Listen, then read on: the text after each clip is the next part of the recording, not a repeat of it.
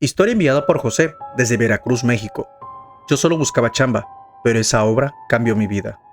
Llegamos a una construcción en medio del monte.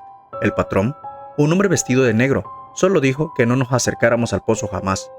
Al caer la tarde, él regresaba con hombres encapuchados y empezaban a murmurar cosas raras, hasta que una noche gritaron: "Que despierte el que duerme bajo la tierra", y el suelo empezó a temblar. Al día siguiente, uno de los compañeros desapareció. Su mochila seguía ahí, y del pozo salió un olor a carne podrida. Esa noche vimos la verdad.